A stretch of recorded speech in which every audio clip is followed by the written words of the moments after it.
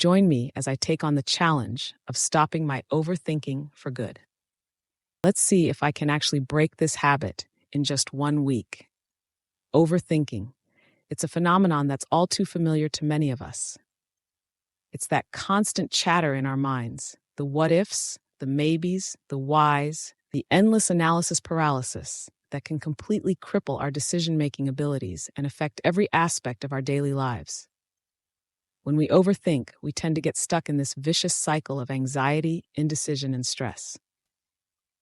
We become our own worst enemy, paralyzed by the fear of making the wrong choice. And it's not just the big decisions that are affected, it's the small ones too, like what to eat for breakfast or what to wear to work. Every little thing becomes a monumental task that's weighed down by the crushing burden of our own thoughts.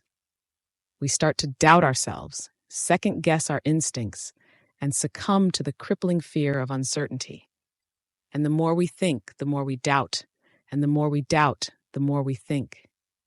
It's a toxic cycle that can be incredibly hard to break free from. And it's not just our own minds that are affected. Our relationships, our work, and our overall well-being all suffer as a result of our overthinking. But here's the thing, overthinking is not an inevitability. It's not something we're doomed to suffer from for the rest of our lives. There are ways to combat it, to quiet that inner critic, and to make decisions with confidence and clarity. One of the most powerful strategies I've found is mindfulness. Being present in the moment, focusing on our breath, and letting go of our worries about the future or regrets about the past. It's not about avoiding our thoughts altogether, but about learning to observe them without judgment, without getting caught up in the whirlwind of what-ifs and maybes. Another technique that's been incredibly helpful for me is journaling. Writing down my thoughts and feelings helps me to process them, to identify patterns and triggers, and to gain a deeper understanding of what's driving my overthinking. It's not about writing War and Peace, but about taking a few minutes each day to reflect on my thoughts and emotions. Setting time limits on my decisions has also been a game changer. When I give myself a specific amount of time to make a decision, I'm forced to focus on the present moment and make a choice without getting bogged down in the what-ifs.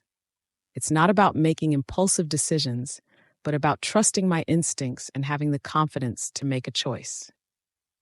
I want to share a personal story with you that really drives home the power of combating overthinking. A few years ago, I knew someone who was crippled by anxiety and indecision. They were stuck in a dead-end job, a toxic relationship, and a life that was unfulfilling and unhappy. But they made the decision to take control, to start taking small steps towards change, and to quiet that inner critic. And you know what? It worked. They found a new job, ended the toxic relationship, and started living a life that was true to who they were. It's not always easy, and it's not always quick.